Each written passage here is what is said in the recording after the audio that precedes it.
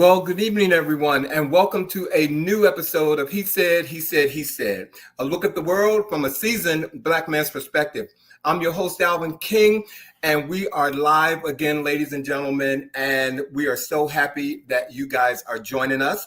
Hopefully, all of you have had a great week. It has definitely flown by, as Sean, Bobby, and I have said earlier today. Tonight, we close out our April for Art series where we've had the honor of showcasing 4 incredible artists.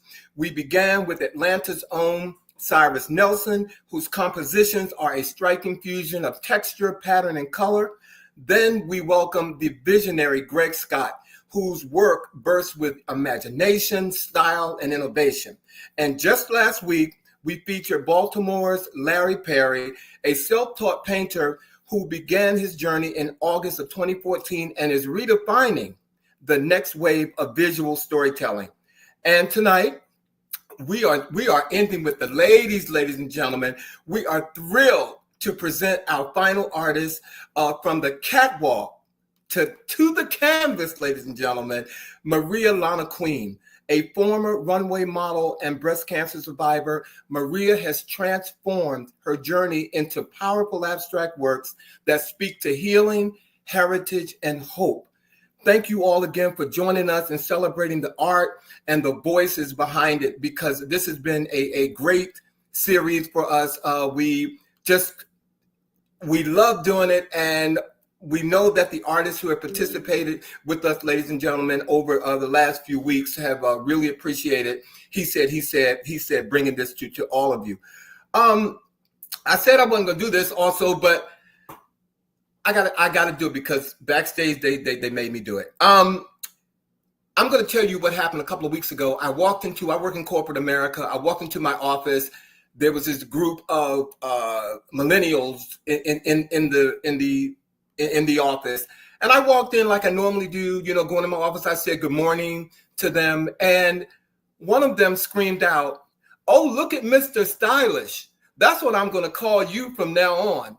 And I literally stopped in my tracks and pulled my mask down and said, "No, you will call me Alvin King."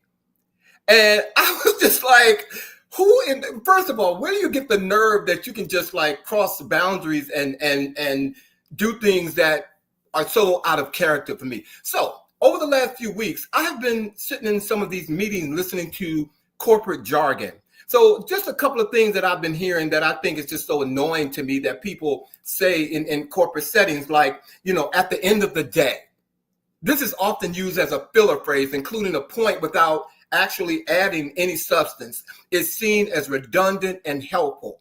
And then it's that phrase, "It is what it is."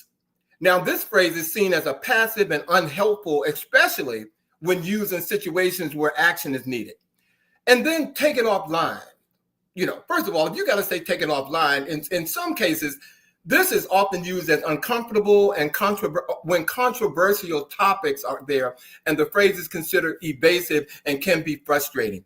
And last but not least, I have a couple of them, but this one is really the one that really gets me the most.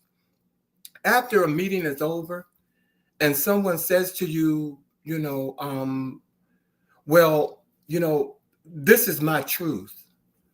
And I'm like, this is your truth. And especially when you're talking to them like you're already called them a liar or something like that. And it just really blows my mind. I'm sorry. And the last one is, this is just my opinion. Now, when you're talking to somebody and they say, this is just your opinion, and you're looking around and you don't see anybody else but them, it just frustrates me. Like, well, why are they saying that? And it's usually because, they feel like you don't believe them and they feel like they have to prove a point. All right. So anyway, ladies and gentlemen, my co-hosts, they made me talk about this because I wasn't going to say this tonight. But again, thank you all for being here. And before I bring on the guys tonight, I got to tell you about something that He Said has just been invited to by the mayor's office, ladies and gentlemen. There is an event during Pride weekend in May called Silver Pride, and it's a tea dance and resource fair.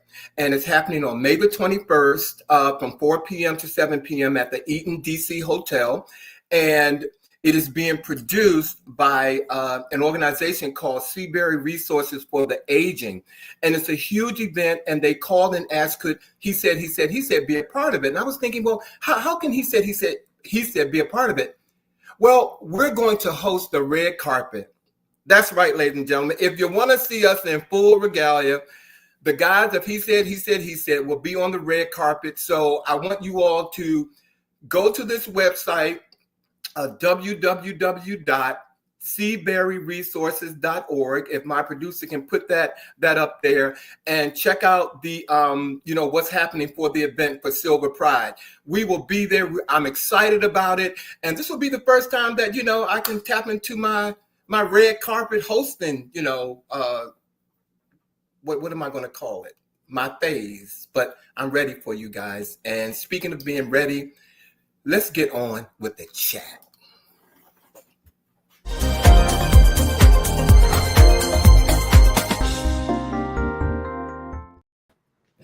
See what y'all did? Hello. I love that.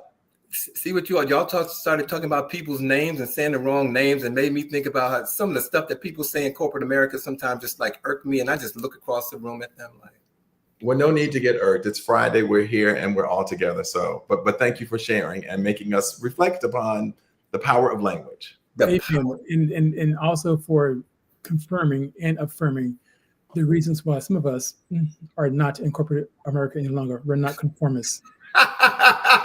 You better wait a minute. I'm gonna say this because you all skin looks so good tonight, as always. Do you all just do it for the show, or what's going on? What's going on? It's called all day work.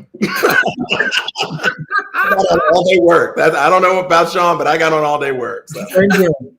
Well, you guys know it has been a fast-paced week, and as usual, it has been action-packed.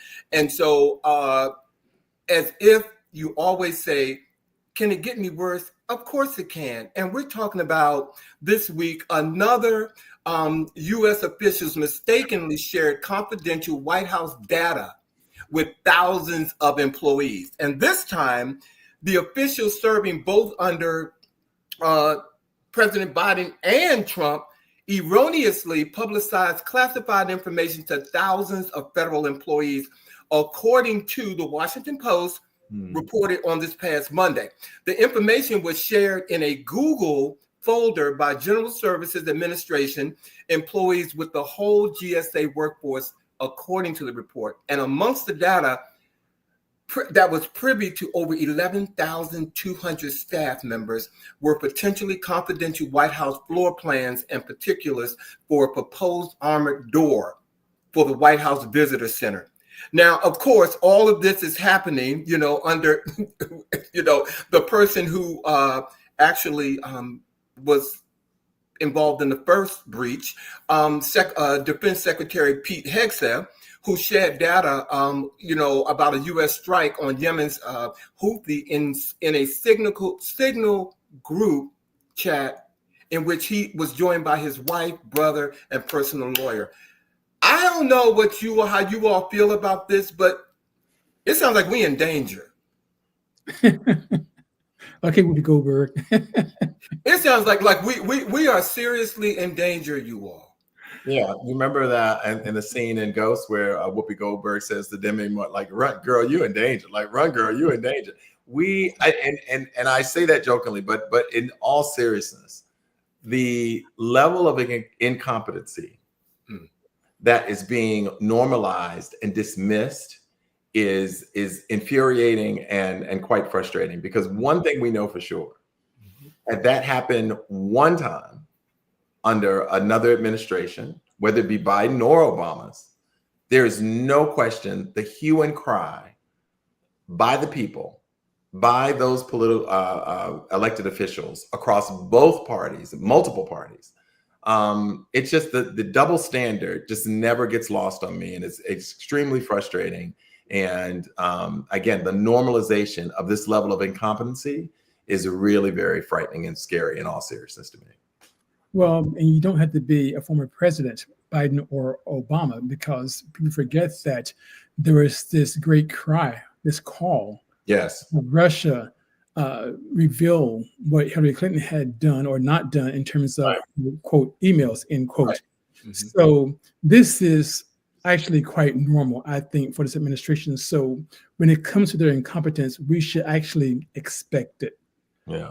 That's just normalizing it. I agree with you. We should expect it because they're proving themselves to be very consistent. But it's just happening so often. It's just like, I mean, and more is going to, a lot more is going to happen, but something is going to be so detrimental that you can't even pull back from it. Something's going to happen. So this week that kind of struck my nerve early this week. Well, I want to take this in a slightly different direction. I don't know about many of you, but for me, Target is one of those stores that I just kind of find is my little happy place. Most of the time I can go in there and get a lot of, toiletries and fun stuff, but also really support Black artisans and businesses and so forth. But I have been on a fast. And unfortunately for Target, they have seen a decline in sales and foot traffic after rolling back its DEI, diversity, equity, and inclusion initiatives, and requested a meeting with the Reverend Al Sharpton recently to discuss the company's rollback. So at Target's request, the retailer's CEO, Brian Cornell, will meet with Reverend Al Sharpton in New York this week to discuss presumably what the retailer can do to avoid future calls for boycotts. In January, the company decided to end several of its diversity, equity, and inclusion initiatives, including efforts to secure more items from Black and minority-owned businesses. Shortly after the decision went public, several civil rights groups began to call for boycotts of the retailer.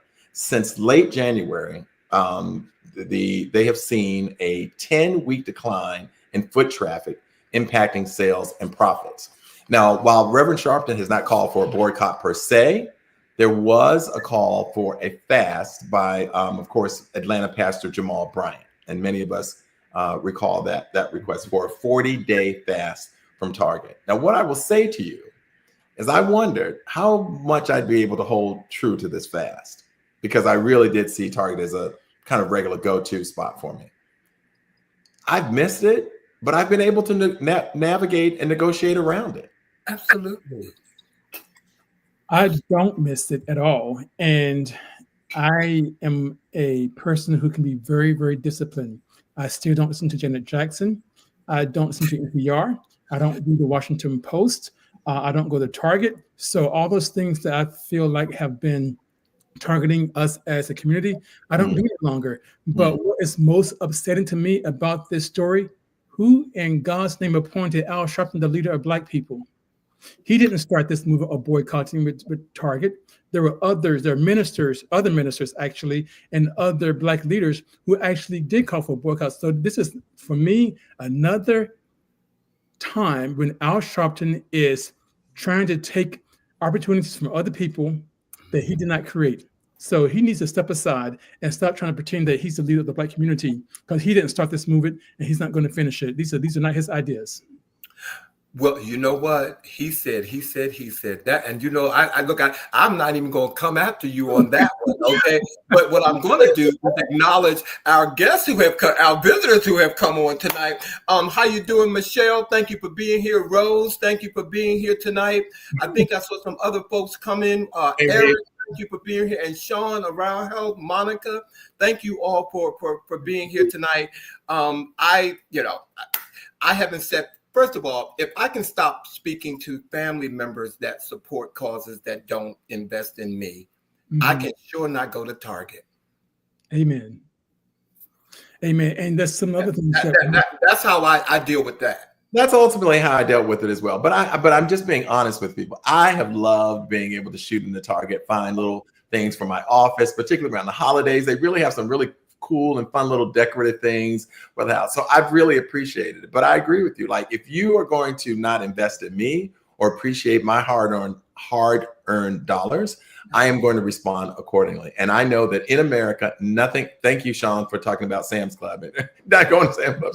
But if I'm going to talk with my dollar. I'm really going to do that. And so it's been a sacrifice, but it's certainly been one that is, reminded me that, you don't have to have Target. But I want to finish also by saying to Sean, I agree with you. It's interesting to me that you would call upon someone who did not call for the boycott to try to negotiate moving forward. So I find that very interesting. Yeah, and that's because he is an opportunity seeker. Mm. Amen. Amen. Hallelujah. Okay. And there you have it. Okay, and speaking of people who like opportunities, okay. Oh wow, where are we going? Okay, Where we going with this? okay, and I don't say this to offend anyone who is of the Catholic faith or who is Christian. I think I know where we're going. Okay, but as you all know, I am not Christian, but I am a person who follows a spirituality that predates Christianity in any religion for the most part, and that's just me. But as we all know, on Easter Sunday, Pope Francis passed away. No, the day after. Hold your pearls, okay? After he touched J.D. Vance, but go ahead. Yes, after he met with J.D. Vance, and I did not want to go there, but because people have been going down the conspiracy theory on that, but the Pope, he was an ill man to begin with. He did have double pneumonia prior to his death. He was 88 years of age, and he was known as the voice of the poor. I tend to not like that title because I don't know what he did in terms of helping the poor, especially if you've been to Rome and saw the poor, or Naples, I should say. But needless to say, he passed away at his home, which is located on the premises of the Vatican at a home called Casa Santa Marta. So I'm sad that I feel for those that love the Pope and who are feeling his passing, but it's the Catholic Church, and the church's religion, the church's history is notorious. And if you've ever been to the Vatican and walked through that country, if you will, because it is a sovereign part of Italy, I was disturbed walking through the Vatican at some of the imagery. So, but there you have it. Well, I do think that, go ahead, Bobby. I'm sorry. I was just going to, I do think that he is a spiritual leader and has spoken up in many ways to support marginalized communities. He has also, as a human being, made some comments and some doctrine, I guess, that have left some people not feeling included or heard or in ways that he might otherwise. But I do believe that he did indeed make some statements that I think resonated with a lot of people around humanity and compassion and kindness. And so for that reason, I certainly honor his passing and salute the work that I believe that he was able to do. No one is perfect. I'm not Catholic, but I certainly felt a sense of loss upon hearing about his passing. Yeah, and I just echo Bobby and what he said, and all. I do respect him as a Christian. I do respect some of the things or some of the beliefs that he had and how he fostered them. I'm not Catholic. My family is Catholic, but I do grieve his loss as well, and look forward to because he's paved some ways that have changed the Catholic faith. So let's see how they move, now that he's passed away, and let's see what's next. But we're waiting for the white smoke that will the new cardinal. Let's see what happens. Okay. Yep. All right. If I'm hearing you all correctly, basically what you're all saying is that he was a sinner like most of us, correct? Oh my God, is that the transition? Well, hold on. No, well, first of all, we are all sinners. We're all sinners until we become Christians. What is the I'm not even going down that road with you, okay? So, oh my God, Sean, where are we going here? Where you going? Where are you going with this? Well, I'm hearing you guys, and you say he's not perfect, and none of us are. You better come up. You're one too. Okay. Okay, then. Well, okay, but speaking of sinners, let's get to the movie Sinners. Alvin? Okay. All right, go ahead. I'm sorry. Go ahead, Sean. Well, I know that some of y'all have not seen this movie as of yet, but I highly recommend it. And so I'm not going to give any spoilers, but Thank you. this movie, of course, for me, I loved for many, many, many reasons. And I'm not going to go into details, but this is Ryan Coogler's fifth film, and it debuted at #1 with almost $46 million with a budget of $90 million. And so that alone is setting this movie up to be a very profitable movie for the director, despite what some of the naysayers want to say about Ryan Coogler in the movie, starring Michael B. Jordan playing in two roles. So the movie I love for these reasons. The music. There's a scene that brings the past, the present, and the future together, and it is mind blowing.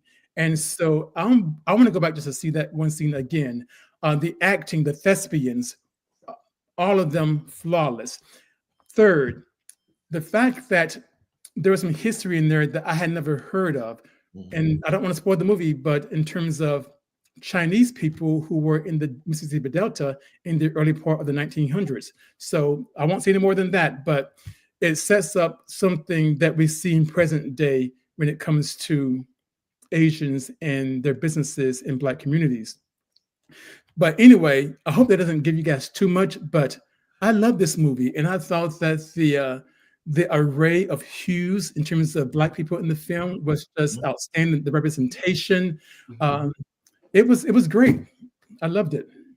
Well, I'm glad. Clearly, you did like it, and I'm glad that you reeled John Reed back in, because John was like, "Wait a minute, you're going in on the Pope, and then you're talking about sinners." Okay. But John saw it, and John Reed, thank you for being here. John Reed saw it. John was like, "Huh?" So no, I did see it. It was a great movie, and I'm not going to say anything because I know that Bobby has it on his to-do list, and so I'm not going to say anything else. I'm going to go soon. I'm going to go soon, I promise. But thank you, Sean. Thank you. I don't usually do that genre of movies, but Sean, you and Alvin and others have convinced me that it is worth my time and effort. I've read some extraordinary reviews. I appreciate that combo between Coogler and Jordan. And so I'm going to go see it. So I'll get that soon. So I'm going to switch us in a slightly different direction. All right. Without any transition like passage that you had. I ain't going there. Okay. So I want to talk about, as an educator, something that has been on my radar, and that is the collection of defaulted student loans to restart on May 5th for the first time since the pandemic. So if you have been blessed enough to not have to pay since the pandemic, that is coming to a screeching halt. Since the pandemic, federal student loan borrowers have mostly been protected from the harshest consequences of not paying back their loans, but that is about to change, and change quickly. Linda McMahon, the Secretary of the U.S. Department of Education, said that the federal government will resume involuntary collections for borrowers in default on May 5th. Okay? In 2 weeks, loan holders will start the process of taking money from paychecks of borrowers who have missed their payments for 270 days or more. They'll also start moving to collect from other federal payments, including tax refunds and Social Security benefits.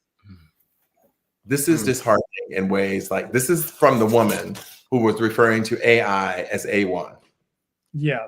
That's what I want to say, as if we were talking about stakes. This is yet another level, again, of insensitivity, lack of compassion, humanity, and competence on the part of this administration and their appointees.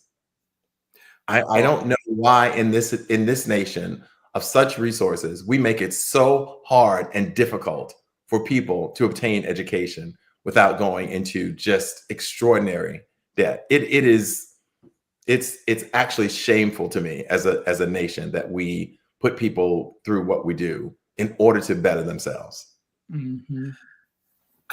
Bobby, I'm going to say, because I'm paying student loans. I have to pay student loans. And when we were given that opportunity to stop paying, grace period, yes, I saw that as a trick.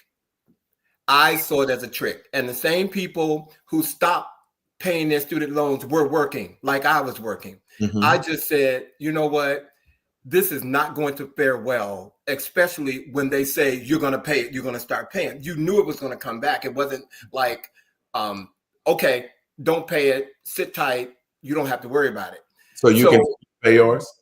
Oh, I'm sorry? You continue to pay yours? I continue to pay mine. I continue, even at the lowest amount possible, I kept paying it because I just felt like with this administration, you know, that where we were, no, I didn't believe anything. So if you didn't learn anything in 2016, oh, baby. Yeah. Baby. Well, this shouldn't be a rude awakening, is what I'm saying. Mm. So, and I don't mean to sound insensitive. Yeah. No, I'm saying you knew it was coming. Yeah. But here's the big thing. And I was in corporate America as well. And when I was in corporate America, I was paying in excess of $1,000 a month for my student loans. And yet I was not seeing a decrease in my balance. And I left corporate America, went to the government. And of course, I got on the program that said that if you work in a public institution, your loans will be forgiven in 10 years. So my loans got forgiven. That was due to President Biden. But here's the bigger thing. Do you all know how many private organizations, corporations have been bailed out of their loans? And forgiven. Yeah. Forgiven? No. Way more, I mean, in the billions of dollars. Yep. Okay. So I'm not saying that everyone should have their loans forgiven, although I do think that one reason the loans are high is because the interest rates are on average about 7%. Okay, and that is if you go through the federal government versus going through a private organization like a bank, like Bank of America or what have you. They set this up. They have set up folks who go to college and those get postgraduate degrees. They set them up to be in this financial burden when it comes to corporate America. They're giving them all kinds of grants. Look at farmers. White farmers got all kinds of grants, funds forgiven. Yep. Not Black farmers. So this double standard, and Bobby, you mentioned that earlier about double standards. Okay, it continues. Yeah. Okay, and we have to recognize that. So, again, mic drop for me. Well, before we move on, because I just got one more thing that I want to say. Thank you, guys. I want everybody to know we are on a network where we produce this show for the National Black Publishers Association's network and NNPA. And they are also, I just want everybody to know that NNPA has also called for a boycott of Target. So they're definitely going. I just want everybody to know that. As we wrap up the chat, ladies and gentlemen, because we just got into it today. I just want to talk about two people really quickly, and I can't spend too much time because we have a special guest waiting for us tonight. But if I'm going to give the Buffoon Award to anybody this week, first of all, I'm going to give it one to Kanye West, ladies and gentlemen. For those of you all who don't know, Kanye West has released a new single, and he is claiming now that his incarcerated male cousin sexually experimented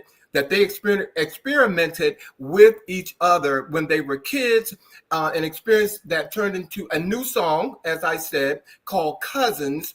And he claimed that as children, they received these gay magazines that his mother, Donda, had in her possession.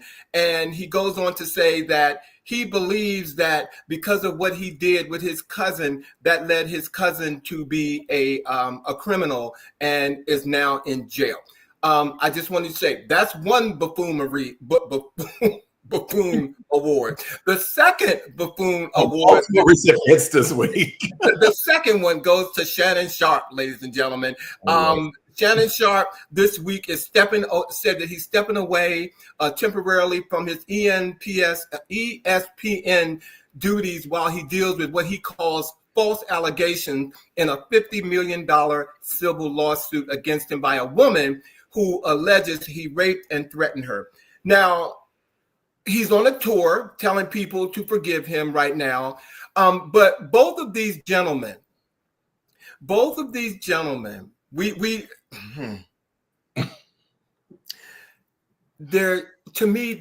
just not good representatives of African American men right now. Of common sense. Of common sense. About common sense, no matter what color. Of common You're right. And, we could go on about it, but I just had to give them the Buffoonery Award for this week. I got nothing. Yeah, I'm going to hold my mule on this one because you don't want me to get started. Well, ladies and gentlemen, that wraps up our chat for this week. Thank you very much. And are you all ready to bring on our special guests? Yes, please. We are ending our art April for Art series on a beautiful note, ladies and gentlemen, and we are so happy to end it with someone who is just one of the most beautiful people that I've ever met in my life. Maria Lana Queen is a self-taught African-American abstract artist from Washington, D.C., whose work radiates emotional depth, cultural heritage, and social advocacy. Before discovering her voice through painting, Maria graced the runways of Washington, D.C. and New York as a fashion model. Her early career in the fashion world gave her a keen eye of color, movement, and expression, elements that now infuse her artwork with dynamic energy and elegance. She began painting 23 years ago after losing her brother, using art as emotional healing. A breast cancer survivor and advocate, Maria's work blends acrylic, found objects, and powerful themes of culture, family, democracy, and resilience.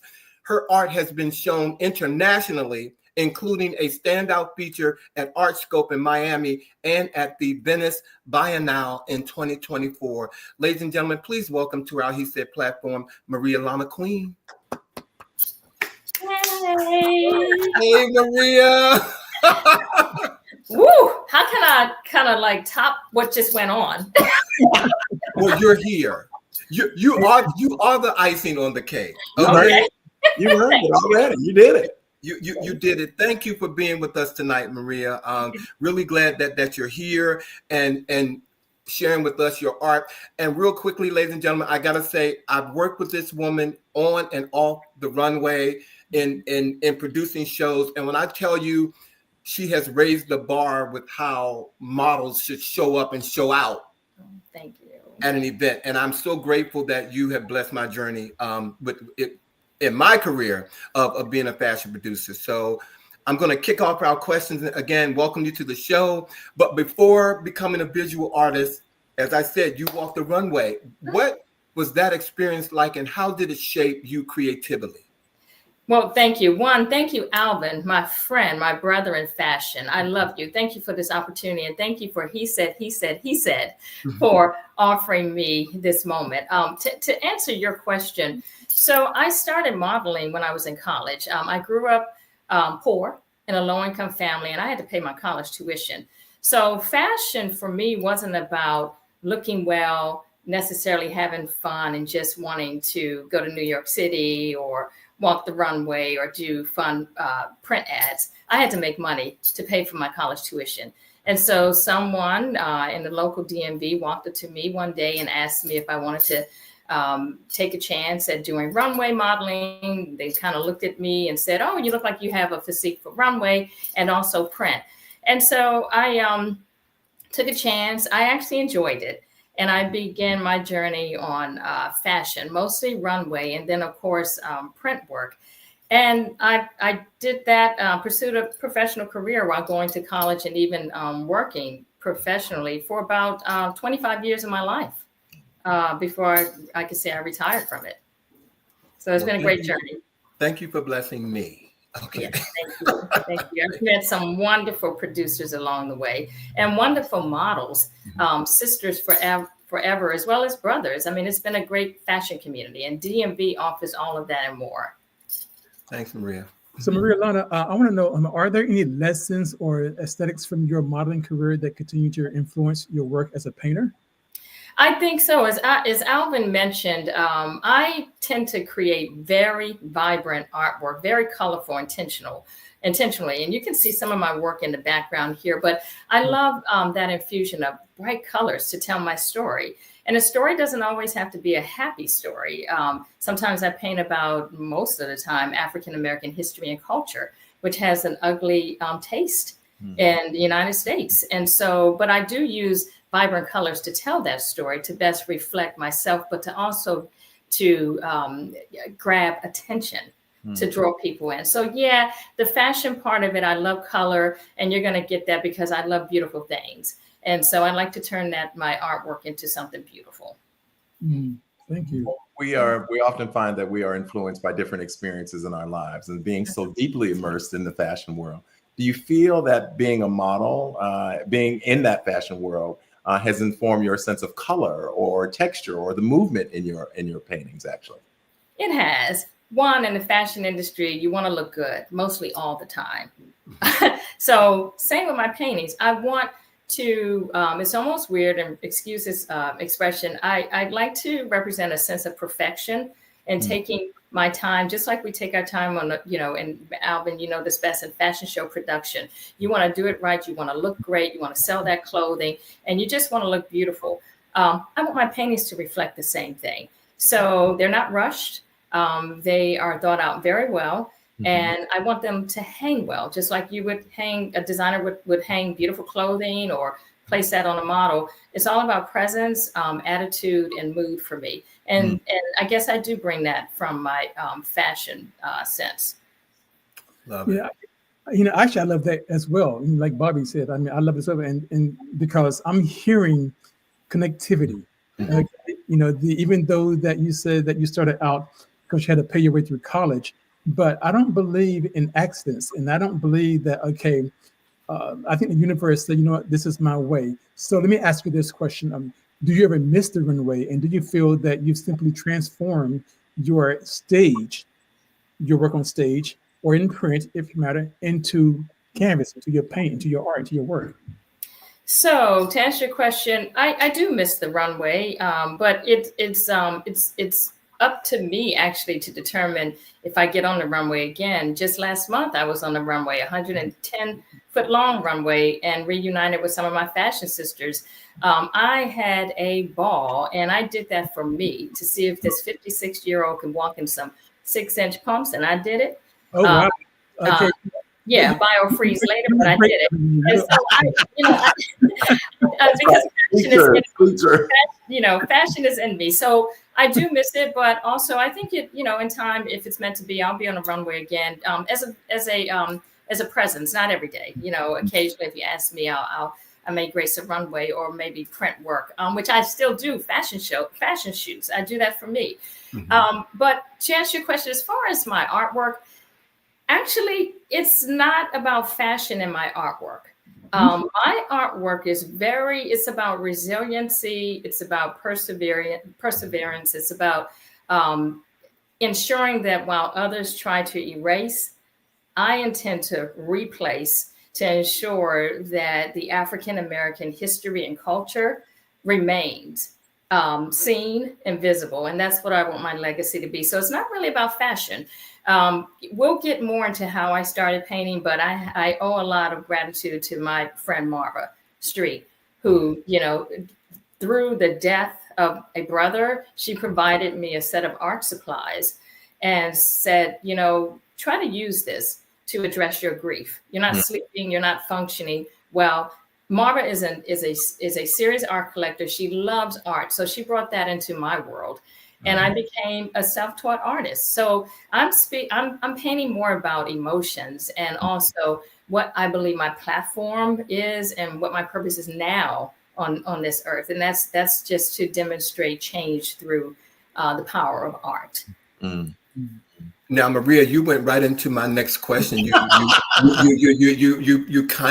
answered it, but I want to go a little deeper if you so desire to do this. I know, as you said, your brother's passing played a significant role in you becoming an artist. But what specifically inspired you to turn to painting after your brother's passing? Was it emotional? Was it? Share with us something about that moment that was a turning point. Mental health therapy. It was my therapy. And also, again, Marva, I think she saw this being so close to me. She saw how isolated I became in a hole because of the unexpected death of my brother and my knowing some facts about his passing that may have contributed to his passing. And this was about getting me out of that hole. most people who know me know that I'm a very extroverted person. I love to socialize. I'm that Sagittarius in the room that will keep you going, but if you piss me off, you're gone. But but point is that I went into a hole of grief, and I didn't know how to deal with that. So Marva said, paint what's on your heart. And so I painted grief. I didn't even know what I was painting. I started painting squares. I dabbed a little color here and there. But pretty soon I started really thinking about what is on my heart and soul. What is it? And things just started morphing, or morphing, I should say, into just certain symbols. I'm a woman of faith. So there are crosses in my paintings. You talked about the Pope earlier, and may he rest in peace. I am Catholic, but I know that there's some challenges with religion and so forth. So I appreciated your conversation earlier, but in my paintings, I have to paint what's on my heart and soul. So I started painting, God help me get through this time. There were crosses or just ladders, which in my mind, what are ladders? Passages, pathways that we take. My brother had a substance use challenge. So I could see tracks on his arms. Those tracks are in most of my paintings. Wow. But the tracks have now turned into mostly like the decisions that we're making. I'm an abstract artist. So I'm creating the meaning. I'm showing the meaning of all of, what you all would see. Okay, tracks, ladders, but I'm putting that into an abstract formation on work, on canvas and paper to really reflect life and the passage, the rites of passage in life and the things that we go through, especially, depending on your culture and history and also ancestors. So this is kind of the makeup of me. I know I went into a lot, but I really get into my paintings, and I hope I answered your questions because I really tune into what's on my heart and soul on a daily basis, and that's what you'll get. You'll get my gut, basically, out on canvas or paper.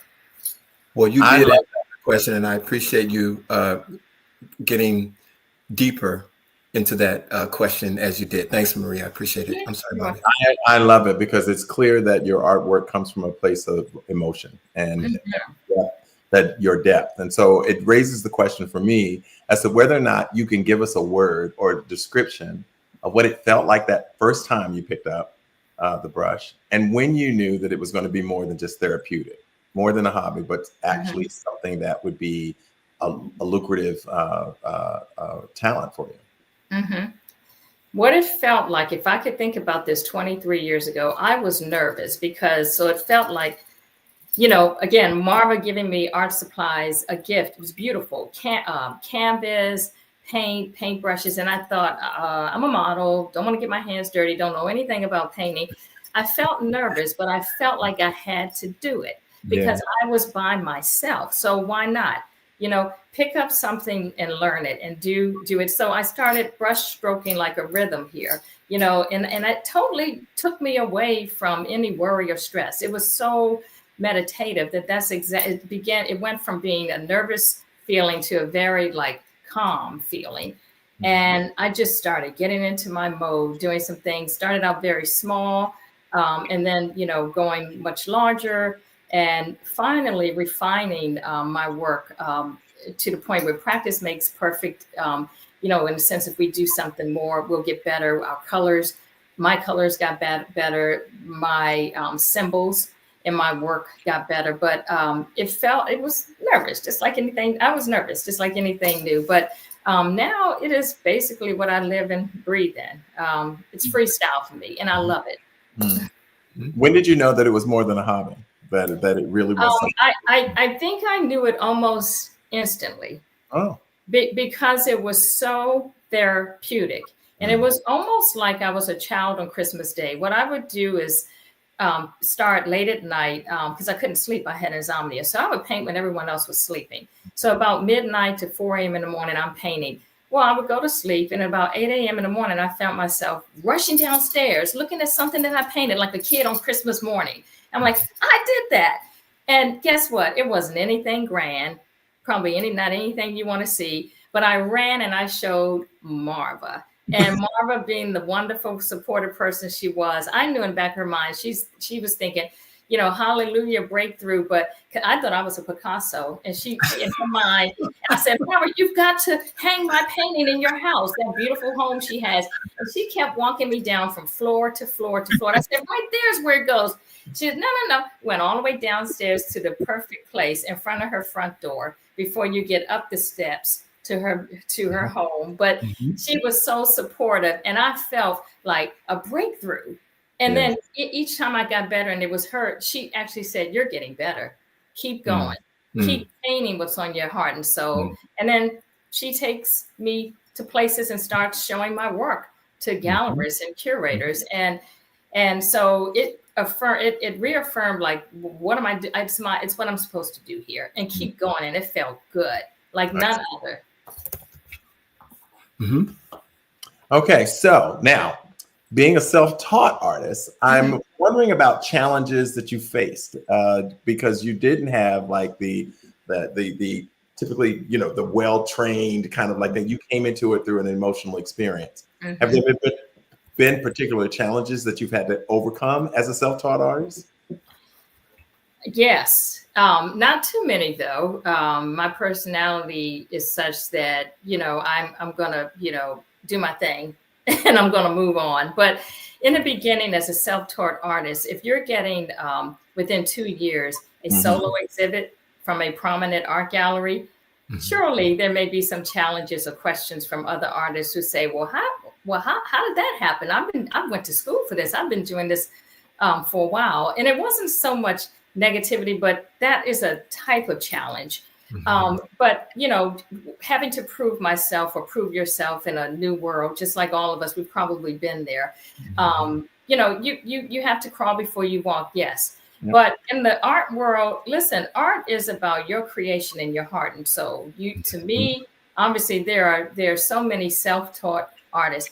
Basquiat is my famous artist in the world. Okay, I channel him. I love him. Self-taught, prolific person. Before he died, he had 2,000 paintings he left on this earth. No, he was self-taught. No academic training. Same here. So he wanted to be respected in the art industry. And I think for me, I always, expect respect, the same respect that I would give others. But I think I've been fortunate. The local art industry and also nationally, even internationally, has been so receptive of my work. I haven't had any bad experiences, if you will, but because I am self-taught, it's always in the back of my mind to, do your best. And that was especially earlier on. I've had some great experiences, and I just can't say that enough, with a lot of people who have been on my side and who have supported me. So Maria, I am going to move down to, what I'm calling personal resilience and advocacy. And you are a breast cancer survivor. How has that journey impacted both your life and your art? Oh, yeah. So, I'm going down to my 12th year as a survivor. Amen. So wait a minute, not 12th year, 2015. So that's 25. 11, 12th year survivor. I'm a survivor. My work is all about perseverance and resiliency. And so I actually painted a series shortly after recovering from breast cancer. And, it was all about me feeling empowered. So anything that I'm going through, you're going to get it through my work. I'm a walking diary. So as a matter of fact, I'm known to do a couple of shows titled Painted Diary. So of course I painted about that feeling. Questioning, like, really me? But two, then saying, well, okay, this is the path that has been given to me, and I'm blessed to be standing, and my faith is very strong, and I have painted my story in my painting. So you will get that, Alvin, in my story, as I'm a survivor in so many ways, and it's in my DNA. So I paint and I show DNA like images. Like when you look in the microscope, if you look closely at some of my work, you'll see microscopic like images, because I am so curious about my DNA. But the breast cancer piece of it surely is reflected in that as well. Thank you. So Maria Lana, speaking of your story, is there a specific piece that you've created that you feel speaks most powerfully to your story? of So survival. it's very interesting. You're going to go through a couple of my pieces, I think, on screen. And I can't say one in particular. It's really interesting. Over the past 23 years since starting, I have so many. But I have to say, when I had the opportunity to show at the Venice Biennale last year through the wonderful Nowhere Art Gallery on the Vineyard, I created a painting titled Rites of Passage, and it was number 6, because when I paint, I tend to do a series. I tend to do a number of the same title, but they're variations that distinguish the paintings.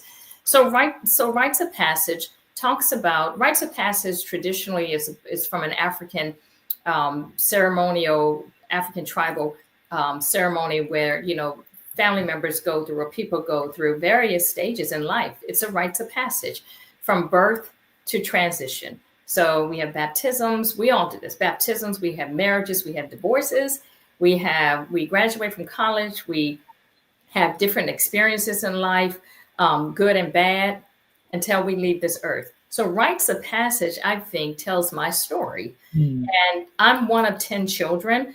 And so you'll see, up to 10 items, or I would say symbols in my work. And mostly you'll see that in most of my work, like, who am I? One of 10. How is that represented? Either through numbers or symbols. You'll see, like African beadery work, because again, I'm channeling my ancestors, and beads were their prized possessions, likely in Africa and coming over to the United States.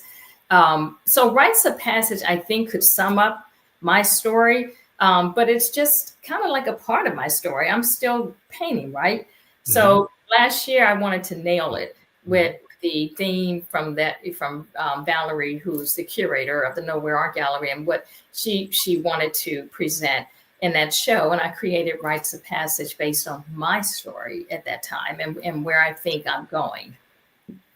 Well, Maria, in a few minutes, we're going to have we're going to show your art, and you're going to give us a brief description of what we have on display. But I want to ask you a couple of questions here. You've exhibited your work internationally, including the famous Art Scope in Miami. Tell us a little bit, if you can, briefly about that experience. It was amazing. Let me tell you, as a self-taught artist, if you can get to Art Basel, Art Scope, and certainly the Venice Biennale, that is truly a blessing. And it's very, you have to be invited, and your work has to be appreciated. And that experience at Art Scope was phenomenal. I want to say it was one of my first times on a large scale national visitation, international visitors. I had a phenomenal experience. Hundreds of artists everywhere, and there's certainly great galleries. My work did very well. We always like sales. I did very well, and I enjoyed meeting so many people. But what really stood out of all those artists were the African American artists that were there. Not as many, but you could tell. They just stood out. And I was one of them, and you can see the buzz and, the camera footage and people wanting to be, spoken to as artists and questions. It was amazing. And some commonalities too. So I enjoyed the experience at Art Scope, and also meeting celebrities and having them embrace my work and to also speak about it. It's an opportunity that I will never forget, and I hope to do it again. Thank you. It's clear that you light up, though, whenever you say Venice Biennale. That was in 24. You clearly, when you're speaking, you just light up. Tell us a little bit about, just a quick highlight about that. The Venice Biennale is the largest international art show in the world. And the Biennale happens every 2 years. You have to be invited. It's very selective. There are very few African-American artists who show. The Nowhere Art Gallery is the reason why I was chosen. They chose 4 African-American females to do a show together. We had a space there, and it was beautiful and beautifully curated. And it was all on a theme of threads of time and the bonds that we have as individuals. And so who wouldn't love to speak about the Venice Biennale? And I was rolling on the canal, as they say, rolling on the river, the canal, the water. It was beautiful. I finally got my gondola ride and got my Italian pistachio that, delicious ice cream. Gelato. Oh my goodness. So I light up because a little poor girl African-American girl from Washington, D.C. is at the Venice Biennale. Come on. And that's quite an accomplishment. And so I do light up because that is, I'm just, it's magical. It was magical. And again, I hope to return. So was there ever a response to your artwork that surprised you or moved you? It was all, let's see, if it surprised me, I'm getting the same reaction to my artwork, which again has been phenomenal. It's been a good reaction where people were all drawn to my work. They asked me questions. There were important people from all across the world, everyone is important. So everyone there who I came into contact with approached my artwork, gave me compliments, inquired about it. They engaged and they could relate to it because that piece was titled Rites of Passage. We all are humans. We all from birth to transition will have rites of passage. And to be able to speak about that piece, but to be in the company of 3 additional African-American phenomenal artists, female artists, and to have our work flow together, it was phenomenal. And again, Nowhere Art Gallery, listen, they know what they're doing in the art world and they're quite respected. So any artist that is represented through them, I think speaks volumes. So I just, I give them all thank you for that. I had a great time and the work was received very well. Well, this is the moment that I wait for when we have artists like you on here. Ladies and gentlemen, we are going to show you some of the phenomenal pieces by artist Maria Lana Queen. So if you're ready, Maria. I'm ready. My producer's ready to show. And there it is, Rites of Passage, number 6. This is what I call a diptych. So in the art world, a diptych is 2 paintings, but it's 1 painting together. But I'm a twin, and I tend to paint two paintings. Rites of Passage, this is huge. It was 100 feet wide, 70 inches tall. So it covered, imagine in Italy, in a beautiful historic building, it covered a wall, huge. There it is, Rites of Passage, and you count 10. I said I'm one of 10 children. There are 10 egg-like images in the center from where we are born, and they're all ascending in different movement. I've got my Afrocentric patterns and colors. I spoke about my beadery, the green beadery, again, representing in the African culture, beads are very important depending on the color. Blue beads, water, for instance, green, earth. You'll see that I have my cross is to the top left-hand corner in the second part of that painting. If you look closely, you'll see DNA, little small dots. There are tracks and ladders. There are cages. My paintings tend to have cages. They represent, we sometimes feel caged, right? We don't feel the power, but my cages always explode. They're always open. So there's always an opportunity to get out and persevere and move on. So that's what this is about. The church is still standing. In the African-American community and culture, our faith in church is very strong to us, right? I grew up in the church. I say Catholic, but I grew up in a Black church. So it felt like, I was going to a Baptist church on Sunday with gospel choir. But the church is still standing tells me that in the midst of all this trauma and drama, the church and the faith is always there. You don't need a church, a physical building, but your faith is always there. And historically, we have had a history of church bombings, right? I'm channeling that too. I want to preserve legacy where others want to erase it. So that's what I speak about. Maria, I'm going to have you to stop right here. Ladies and gentlemen, first of all, we're going to go over and thank you all for being here because I know I see in your comments that you're loving Maria Lana Queen and we're not going to rush her. And even Kendall said, I love her energy. So do I. But we're going to go beyond 8 o'clock and we thank you all. Sometimes we have to do it. It's our last April for Art show. So Maria, please continue. Thank you. Yeah, and I've got an image of a slave ship here. Again, abstract. I'm self-taught abstract. And it's all about that journey, 1619, that our ancestors made. And who knows, you know, did they make it? And so I talk about that. And the church is still standing, is that, again, through devastation and challenges, we're still, our faith can never be removed. Mm. This one is titled Strange Fruit. And I was channeling, of course, Billie Holiday. I love her, but she has a song, Strange Fruit. What is she singing about? Black bodies hanging from trees, being lynched. So again, I'm preserving history. This came about George Floyd time. To me, that was a modern day lynching.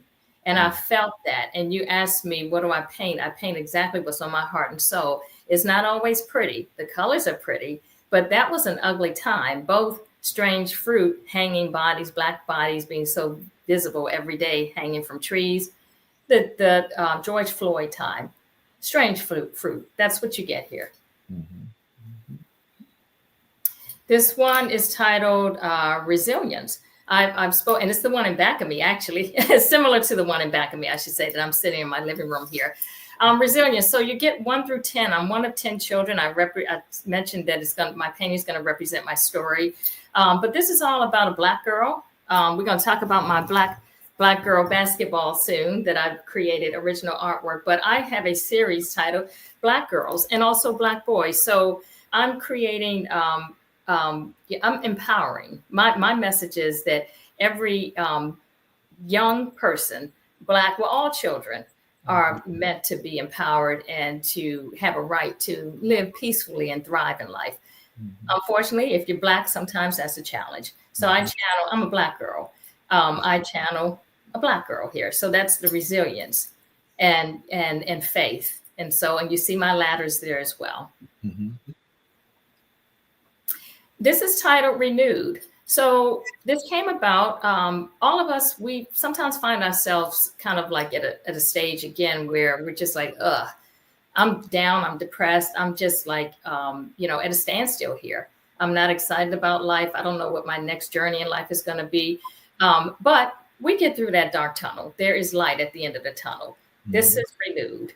And it's all based on my experience, but it was also based on when Ketanji Brown Jackson did her speech when she accepted the honor of being the first African-American female Supreme Court justice. In her speech, I listened to that and I channeled.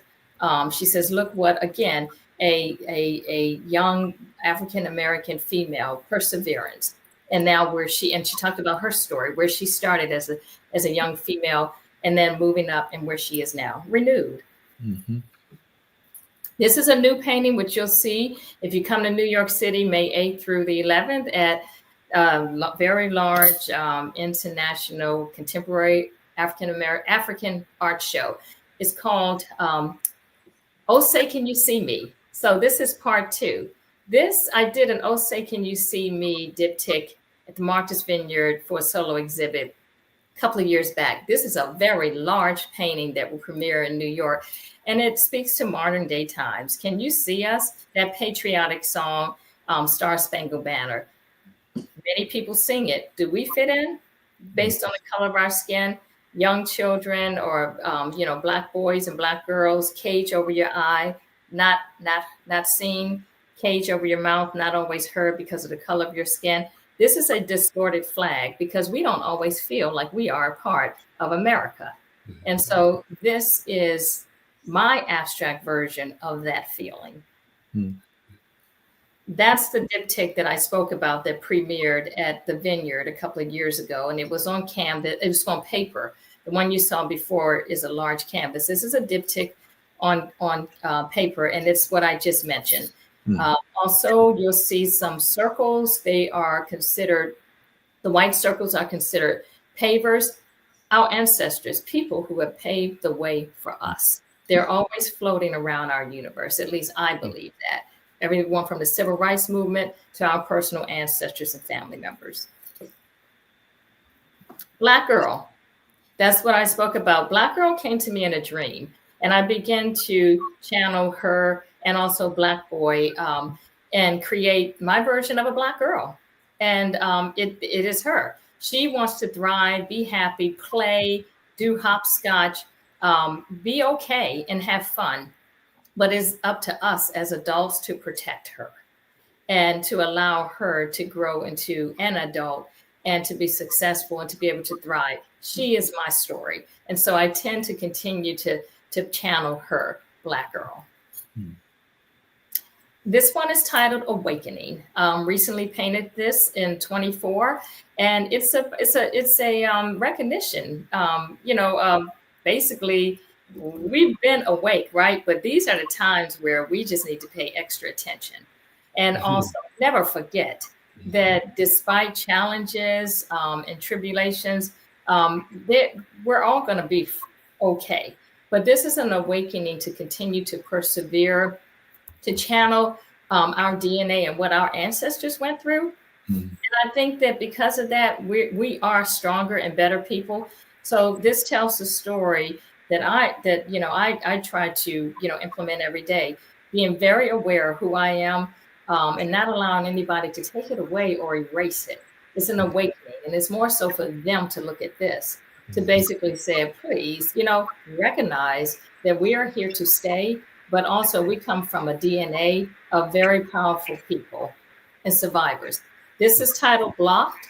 You'll see this is a new painting. Again, it's going to premiere in New York City, another large painting. It reflects exactly, how can I say it, what I feel today and what others may be feeling blocked. There's a distorted flag here, and you see these beautiful Black kids with bow ties, and maybe they're Sunday's best. Do y'all feel blocked out sometimes? Quite. Absolutely. Quite. Absolutely. Absolutely. This goes back to another part of Strange Fruit. This was an earlier painting, but again, I mentioned that I tend to paint a number of the same title, but different variations. So Strange Fruit, it talks about a dark and deep story, lynchings, and also what transpires, and that awkward, horrible period of time that people may not choose to reflect on or want to remove, but it's still in our face. Well, I was going to say. Maria, thank you for taking us through your artful journey. Well, again, this is one of my favorite segments of the show. Well, we got a few more questions before we let you go, but thank you again for giving us your artwork through your eyes. You're welcome. I'm sure Thank you. She's showing up at basketball. I love it. I absolutely love it. So isn't that beautiful? Incredible. So obviously art is open to all types of interpretations. What are your hopes in terms of those who view your art? What do you want them to take away? What I want them to do is just to stare at my painting and figure it out themselves in a very good way, because I think that they'll get it. I did a lot of narrative tonight, but sometimes artists just want to stand back and watch the reaction of people. And so I would hope that they could see themselves or their story in my work. But again, what I really want to what I'd like the audience to walk away with is what I'm channeling today. For every effort to erase, my work will replace. Because believe it or not, our history could be completely erased from history books, where our children and young children won't even know what we know. So Absolutely. Maybe they can see it in my artwork when I transition, or maybe there'll be a legacy of my work on a wall, and someone will say, Strange Fruit, blocked, 1619. I'm just doing my part. I love your commitment to replace what is attempting to be erased. So I appreciate that. Yeah. Amen. Yeah. So are there any new themes that you'll be working with in the future? It's going to come to me. It's going to naturally come to me, but I am channeling in new growth. It's not necessarily new, but there are petals in my work, like flowers and things of that nature, very, very positive vibes. But I never know. It just depends on what the day and, environment brings. I'm self-taught. So again, it's my diary. Whatever is going to come out of here, I just don't know. I really couldn't tell you right now. I get it. Well, Maria, you have alluded to a couple of upcoming shows, but can you briefly let us know and our viewers know about any upcoming exhibitions that you want to share with the viewers, and when we have that information, we can post it on our pages. But anything you want to share? Sure. Thank you. I'm going to be showing May 8th through 11th in New York City. It's titled the 154 Contemporary African Art Exhibit. It's a very large exhibit. And I'm going to be showing through the Nowhere Art Gallery. And so find me there. My newer works that were just showcased here will be there, the larger colorful canvases, and the premiere of my basketballs. So that's in New York City, and that's a huge showing. And then I hope to show at Martha's Vineyard this summer. And then stay tuned, Houston, I believe in fall, Houston, Texas. So I'm going to be pretty busy, and that's a blessing. That's where I'm going. And we have your website, so we're going to put that up for everybody. And I'm sure your exhibits will be on your website, but we will definitely put that up. And before we let you go, Maria, I do have one more question for you. What advice would you give to women, whether they're an artist, survivors, or dreamers, who are trying to find their voice as you did? I would say know that you have a voice. And when you walk in the room, you walk in the room like you own it. All right. Feel very empowered. It doesn't matter what background you come from. It doesn't matter if you are a fashion model or working retail. You matter, and you have a voice, and history shows that. So be very strong. I give the same advice to several mentees. I'm a mentor. So my advice is always walk with grace and walk like you matter, and you do have a voice. So find your voice. I don't know what that would be. If it's visual, if it's singing, if it's writing, if it's voting, your voice. Well, ladies and gentlemen, on that note, we are going to put our hands together, our clicks together, whatever you have to do to applaud this beautiful woman, the artist of the night, Maria Lana Queen. Thank you for being with us tonight, Maria. Thank you for sharing with us tonight. And thank you for giving to us tonight, Maria. Thank you. We're so glad to have you close the show. Well, ladies and gentlemen, since we have run over a bit, I'm going to go ahead and give you the words of the week with Maria being right here on set. Life beats down and crashes the soul, and art reminds you that you have one. Those are our words for the week, ladies and gentlemen. And thank you again for joining us tonight on this wonderful conclusion of April for Arts, ladies and gentlemen. My goodness, but what a way to end the series, Maria. Again, thank you so much. Someone said to show this again. Oh, you all have to see how this basketball is packaged. Okay, it is a basketball. Look at that. And yes, if you come to my house, if any of you know me, I'm going to have one. Okay, so I'm going. Look. I love the packaging. I love it. It is absolutely incredible. Congratulations on all your endeavors, Maria. And ladies and gentlemen, thank you all for joining us, and we look forward to seeing you on the next live episode of He Said. He said. He said. He said with a twist. All right, ladies and gentlemen. Have a great weekend. Be safe. Thank you, Maria. You're welcome. Bye-bye. Thank you for this opportunity. Thank you. Bye-bye. Here we go.